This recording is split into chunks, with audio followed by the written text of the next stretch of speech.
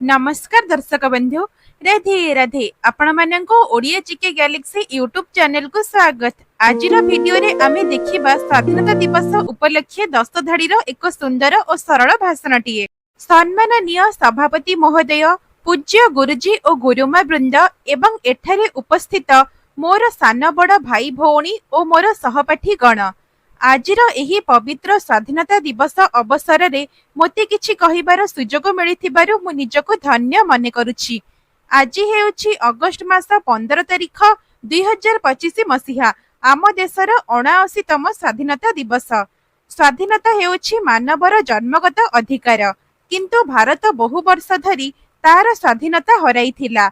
मोगल एवं इंग्रेज मानक परि बाहर आक्रमणकारी द्वारा भारतीय माने शह शह वर्ष धरी शासित हेले।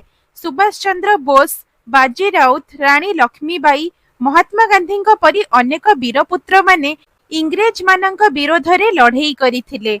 शेषरे 1947 मसीहा अगस्ट मास 15 तारिख दिन आम देश भारत स्वाधीनता हासिल कला। आम देशर वीरपुत्र मानकर त्याग और बलिदान को स्मरण करने उद्देश्य रे अगस्ट 15 तारिख को स्वाधीनता दिवस रूप में पालन करा जाए।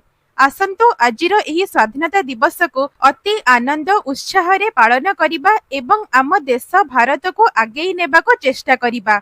मु एतिकी कही मोर वक्तव्य शेष करुछि। जय हिंद, जय भारत, भारत माता की जय।